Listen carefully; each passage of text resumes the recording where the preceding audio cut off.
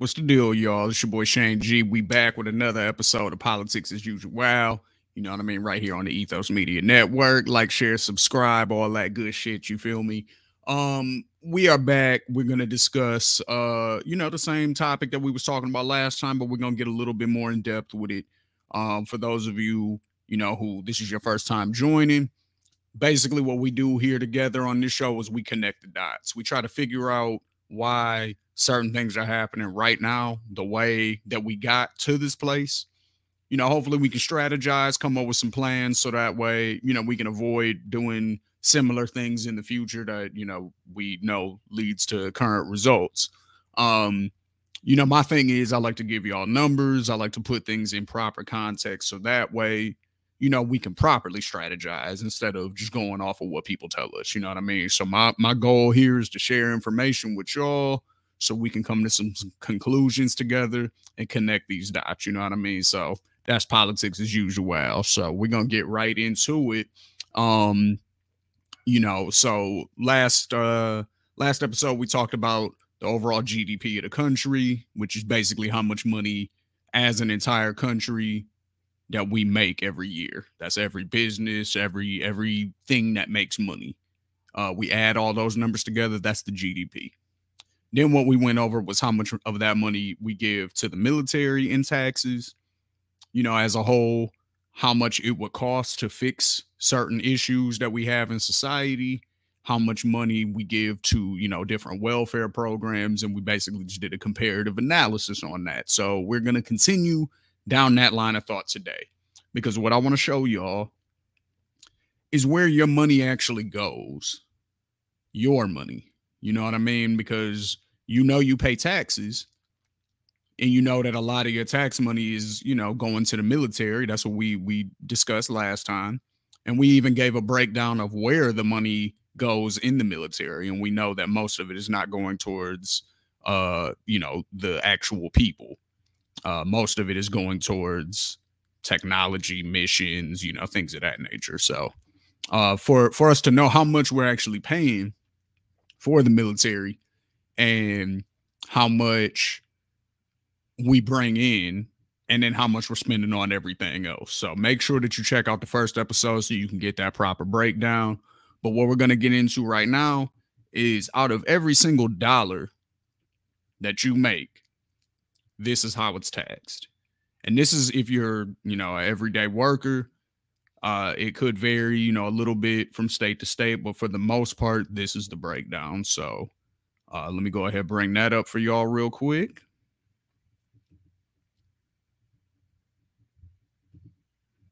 All right. So this is where your 2018 tax dollars went, right? Now, this is the breakdown. Healthcare, 29.6 cents of your dollar is going towards healthcare. Now, that sounds like a lot, right? We have to understand why that is. It's not because we're paying for everybody's healthcare. It's because when people need to go to the emergency room because they don't make enough money or their insurance isn't good enough to pay for the proper preventative care, or seeing the doctor for preventative care isn't, feasible or affordable for most people. What we do is we go to the emergency room and then we just don't pay that bill. Let's keep it real. That's what people do, right? So the reason why that healthcare expense is almost 30 cents on the dollar is because what ends up happening is when people don't pay their hospital bills because they can't afford them, which is why they wait till the last minute to go to the emergency room in the first place. What happens is tax dollars end up having to come in and make up that difference. So when you have thousands of people doing this in one particular city, for example, or one particular state, that's a lot of tax dollars that have to make up for that revenue. So that's where that 30 cents comes from. The military is 24 cents per dollar. So as you can see, we broke that down last time. So we know why that's so high. Now look at everything else. Interest on federal debt, 15.8 cents. So that's federal debt. that we collectively are paying taxes on. Okay, that's a pretty big chunk also. So the military is the second biggest chunk. Healthcare is the first biggest chunk. And again, I already broke down where that healthcare expense is coming from. It's not because we're actually taking care of people. Um, Look at everything else. Unemployment and labor, 7 cents. Veterans benefits, 5.9 cents. Just government as a whole. So I would assume that means maybe local government, state government, things like that. That's 3.7 cents. Food and agriculture, 4 cents. Housing and community, 3.4 cents. Education, 2.2 cents. Energy and environment, 1.3 cents. Internal affairs, 1.3 cents. Science, 1 cent. Transportation, 0.8 cents. So that is a breakdown of how your dollar is spent. So just for proper context, if you make $50,000 and that's how it's taxed, like every tax dollar that you pay is based essentially on that breakdown. Now that's as of 2018. That's not necessarily, a reflection of 2022, but that's basically the breakdown. Now it might be, slightly different. They only come out with like these graphs and these studies every few years most of the time. Like there's some companies that do, this type of research and release it every year. But for the most part, you're gonna be dealing with slightly outdated statistics. That's just kind of what it is. But it's a relatively good reflection of what's going on. So moving on. Just want to share some things. This was from, I believe, CNBC, if I'm not mistaken. So I have some CNBC. I believe this was CNBC as well. So I just want to read this with you all. Because what we want to discuss now is because we know how we know how much money we make as a country. We know where we're spending the money. Now, people will often ask, like, there's always a debate about how much taxes rich people should pay, right? Now, we're going to get into loopholes and things of that nature momentarily, but right now, we just want to talk about the rate that's on paper and how that in itself is already placing people who don't make a certain amount of money at a disadvantage. So let's get into it. 19 of the biggest American corporations paid little or no taxes last year, according to a new analysis of financial filings by the liberal think tank Center for American Progress. That comes as U.S. companies enjoyed their most profitable year since 1950, thanks to government support, as well as a surge in consumer spending as the pandemic eased.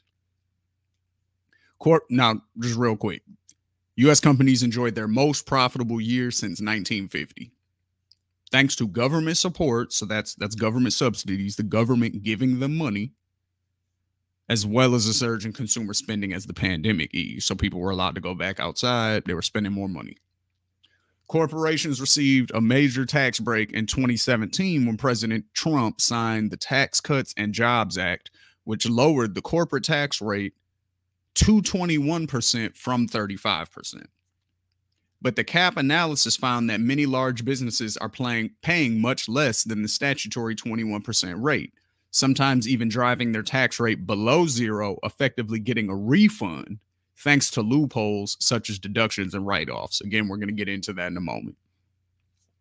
The findings come at a time the Biden administration is pushing for a new corporate minimum tax of 15%, a baseline rate that advocates say would help ensure that profitable companies pay their fair share. So basically what that means is even if you do all the loopholes and everything and that got you below 15%, your deduction, you max out at, you max out essentially on your savings at 15%. So if you're doing all the loopholes and everything and it gets you to below that 15, you still have to pay the 15 regardless. So there's only so many deductions that they'll allow you to take. Is basically the idea behind that. Now, I just want to show you guys a graph really quick before we get back into this of what the largest companies actually paid in taxes. AT&T got a refund. They paid negative 4.1% in taxes. Dow got a refund, 3.1%. AIG, refund, 2.2%. Charter, refund, 0.2%. General Motors only paid 0.2% in taxes. Ford paid 1% in taxes. MetLife, 1.3%. Chevron, 1.8%. Exxon, 2.1%. Bank of America, 3.5. Merrick, 4.4 or 4.0, excuse me. FedEx, 4.2. JP Morgan Chase, 5.9. Nike, 5.9. Amazon, we know how profitable Amazon is because damn near all of us use it. 6.1%. Verizon, 6.9%. Coca-Cola, 7.1%. Microsoft, 9.7%. UPS, 9.9%. These are the most profitable companies in the country, and none of them paid over 10% in taxes. So that's where the idea behind that 15% comes in. And basically what you would do with that tax money is fun stuff, fun things that we need here. That's the idea, that you would, but then you would need non-corrupt officials, and we'll get into that in that's another topic. But that's the idea behind that, though, is that if all of these companies, every single company on this list is paying at least 15% in taxes, then that'll generate a significant amount of revenue, essentially. So that way, we'll be able to pay for some of the things that we say we want. So, moving right along, though, critics note that corporations often redirect profits toward shareholders through share buybacks and dividends, bolstering the finance of the investors, but not necessarily helping rank and file workers. So let me just break that down. Basically, what they're saying is when companies make profit, oftentimes what they do is they will buy shares of their own company to inflate the stock prices, so that way all of the shareholders who own stock in the company get a nice payout, essentially, or a nice boost. That's basically what that means. So think of it like this. If a company makes $500 million in profits, right, then theoretically they could be giving their employees raises. They could be hiring more workers. There's other things that they could be doing. They could be, rebuilding their facilities, making sure their facilities are super nice. They could be doing all of this, but typically what happens is, rather than doing those things, they will buy more shares of the company to make the stock price go up, because, if there's interest in it, you know what I mean? And they can inflate the price, basically. And when they do that, it just makes the shareholders, more wealthy, essentially.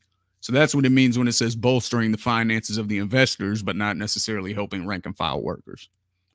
About 9 in 10 Americans who earn more than $100,000 own stock, either directly or indirectly through retirement plans. But only 2 in 10 with earnings below $35,000 have investments, according to Pew Research. Now let's stop there. The reason why that's important is because it kind of shows you that you need a certain amount of money coming in to even be able to save money or invest money. There's a certain limit to, there's a certain amount of money that you make where you have to spend every dollar just to survive. You know what I'm saying? Like, you have to spend a certain amount of money on groceries. You have to spend a certain amount of money on your rent or your mortgage, and, the utility bills and all that comes with that. If you have kids, that's an extra expense, or multiple extra expenses.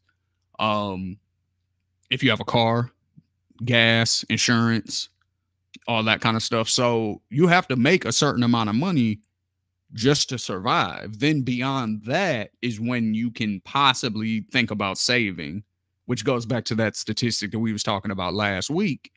2 statistics where I said 50% of workers earn $50,000 a year or less. So when you have that many people who aren't making a lot of money, there's going to be that many more people who aren't able to invest or save. So that means only the people at the top who are making that $100,000 a year or more, the majority of them are able to invest, save, things of that nature, and continue to grow because all of the basic necessities are already met. So that's the problem.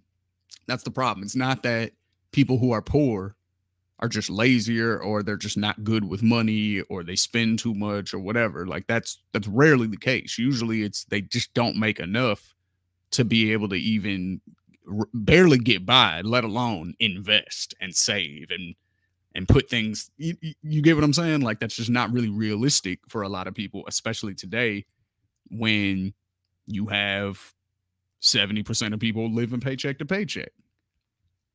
You know, that doesn't really put you in a position to where you can save. So moving on. And this is according to OECD.com. In the United States, the average single worker faced a net average tax rate of 22.6% in 2021. In other words, in the United States, the take-home pay of an average single worker after tax and benefits was 77.4% of their gross wage, compared with the OECD average of 75.4%. Okay, so the OECD, what they do basically is they look all over the world basically and, you know, see how much people are taxed in their respective countries and regions, things like that. So, okay, so keep that in mind. The average American is taxed at about 22.6%, and that was as of last year, 2021. All right, so with that in mind, how are CEOs taxed? Introduced in the Senate on March 17th, 2021, this bill increases the current 21% income tax rate of corporations whose ratio of compensation of their principal executive officers, or other highest compensated employees to median worker compensation is more than 50-1, in which case the increase is 0.5%. So what that means is if a CEO makes at least $50 to the average workers, I'm sorry, not even the average worker, the median worker. So that's the person in the middle. So the CEO, they make $500,000 and the lowest person in the company makes $20,000. The middle of that is the median. So if the CEO is making more than $50 to the median workers $1, meaning the person in the middle, not the lowest person, but the person in the middle. If they're making more than $50 to their $1, then their taxes get increased by 0.5%.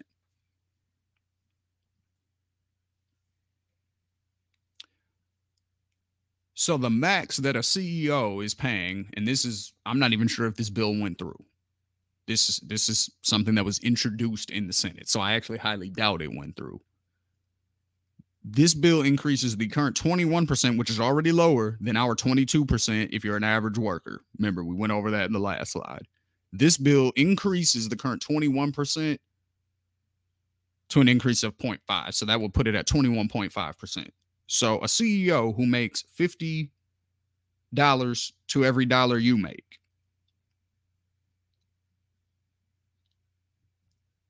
the increase would be 0.5% on them, even though you're already paying a higher tax rate.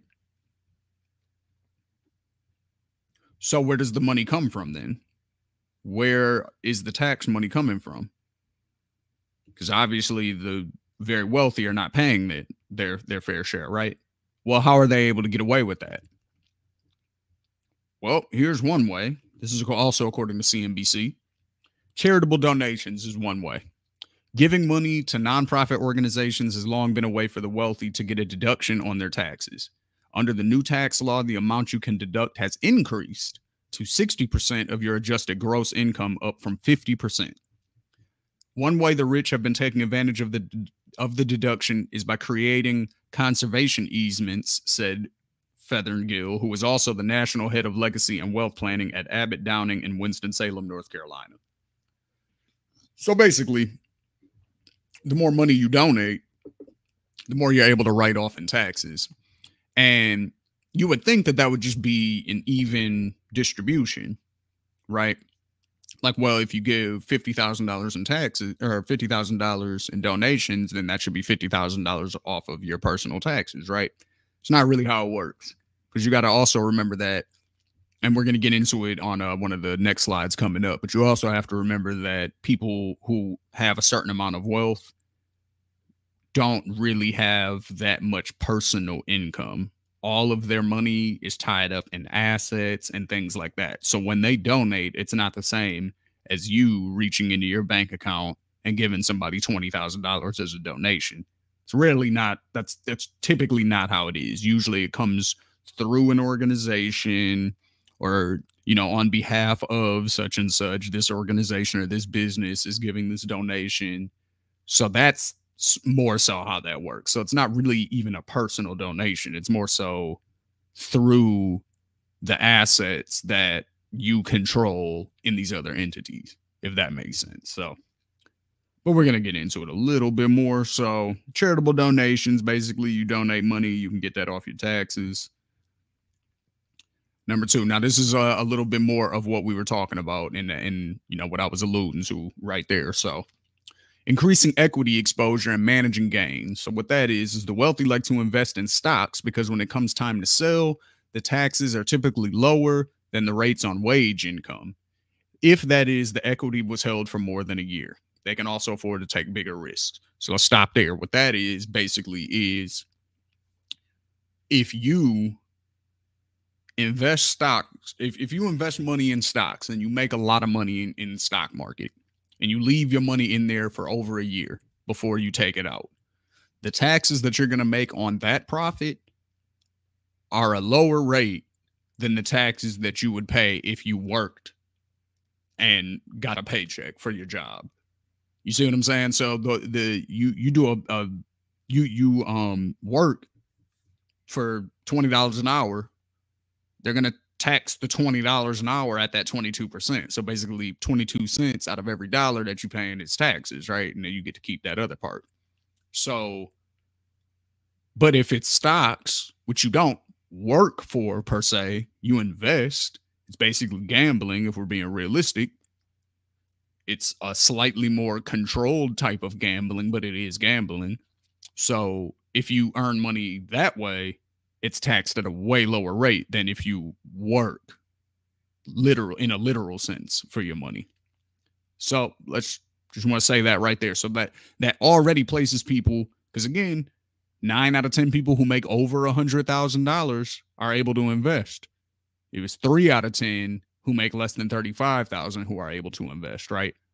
So if you're already making a certain amount of money and you're more likely to invest, and that money that you're investing is taxed at a lower rate, and if you're the CEO of a company and that money is also being taxed at a lower rate, you're making all this money and not having to pay that much taxes on it, whereas the people on the lower rung are making a lot less money and having to pay a bigger percentage in taxes. So that's part of that issue too. Many who have higher net worth also have higher risk tolerance preferences and risk capacity. Risk capacity, let me just pause there. That means you're able to take the risk and it won't hurt you that much. Whereas if you don't have that much money and you take a risk and it doesn't work, that could be, you could be bankrupt based on that. So target date and low risk funds don't always make sense. Long-term capital gains tax rates are 0, 15%, and 20% for 2018, depending on your income. Federal tax brackets on wages go from 10% to the lowest for the lowest earner to 37% for the highest. Short-term capital gains taxes on stocks held for less than a year are tied to your federal tax bracket. So again, you're taxed way less if you keep that money in there for over a year. If you take it out less. Short-term capital gains, you're still taxed a little bit higher. 37% is the absolute highest rate that is taxed, though. So again, they're setting it up in a way to where if you have money, we're setting it up for you to keep that money. If you don't have money, we're not at all putting you in a position to where you can get some. And then here's the last one. Estate and gift exemptions. Gift and estate deductions help bring down taxable income, but there is even more reason to take advantage of them now. Thanks to this new law, the deductions have been temporarily doubled. Individuals can now claim up to $11.18 million compared to the $5.29 million limit per person in 2017. The exemption expires after the end of 2025, so the wealthy are taking advantage. Many of them are setting up long-term trusts, such as Delaware Dynasty Trust, which allows wealth to be passed down from generation to generation, she said. While it is subject to income taxes along the way, it will not be taxed as a gift if it meets the limit and will not be subject to estate tax when money comes out. So what estate tax is basically is if you have an estate, which is a property, a house that is worth, I believe, $5 million was the number. Basically, you get taxed when you pass away. They tax your total wealth, essentially, right? People don't like that because people are like, well, how are you supposed to pass things down to your children, future generations if they take it all?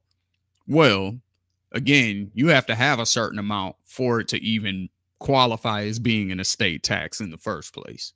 So that doesn't affect the majority of people. That affects like the top 1% of 1%. So that's number one. Number two is, let's say I am worth $1 billion. And let's say the estate tax is 60%. That seems crazy, right? That seems super high. If the estate tax is 60% and I'm worth $1 billion, guess how much money I'm passing down to my children? $400 million. Now, if $400 million is not enough for the family to continue doing whatever they're doing, and mind you, they're probably going to be set up in some form or fashion to where by the time they're adults and I pass away, they've already been making money this whole time anyway. So they're probably already well off enough. But then when I pass, they're getting an additional $400 million. And you're taking the $600 million. And then again, theoretically, you're funding programs with it. You're funding the education system. There is no downside. There's literally no downside.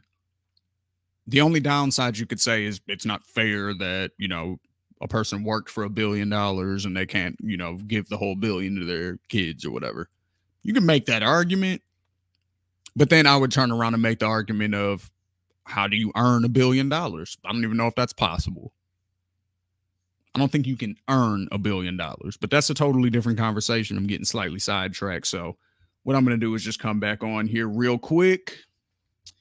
And yeah, man. So this is basically what's been going on. Why are we making so much money as a country, but yet nobody has any? This is why. So we went over it last time where the government is spending all their money. Now we're finding out within the businesses, because that's part of GDP too. Again, it's all of everything that makes money as a whole added together. That's what GDP is, remember. So now that we know that we have the highest GDP, it's double China's, why is this allowed to happen? Also, when 70% of people live paycheck to paycheck, when 50 or 60, I can't remember the exact statistic, fact check me, but 50 or 60% of people cannot survive a $600 emergency. That same amount of people, it's crazy. It's crazy. Like I got lost for words there for a second because it's just really crazy, like how we've gotten to this point. So these are the things that I want to show y'all, basically. Like, this is what's going on. This is what it is. And these are all, numbers that are verifiable. You can check the government websites. You can check, other various news websites. These numbers are verifiable. So if we know this is what it is, we see where all the money's going. At least in the sense of, so far we've covered military spending compared to other types of government spending. And we've also now gone over CEO pay in comparison to their workers, how they're able to keep so much of that money how corporations and rich people are able to avoid paying taxes when you and I have to still pay taxes. Otherwise, we'll go to jail for tax evasion and things like that. So we just broke all that down. So in the next episode, what I want to break down a little bit more is how that ties together. How the CEOs who are making all this money are able to convince the government that it's a good idea for things to continue going down this path rather than figuring out some way to make it a little bit more even for everybody. Not even even, that's not the right word. A little bit more realistic that there's a chance that you can make it. I guess that's the best way I would say it. They need to figure that part out, or they have figured out that part together. And we're going to discuss that on the next episode of Politics as Usual. We are going to discuss why CEOs are able to be in the positions that they're in, why the government is okay with it, why they allow it, and why they even try to convince us that it's a good thing, even though we see that it's not and we live that it's not. So until next time, y'all, this is Shane G. Man, I appreciate y'all for tuning in. Once again, this is Politics as Usual right here on the Ethos Media Network. Make sure you tune in, like, share, subscribe, all that good shit, man. We appreciate y'all. Peace.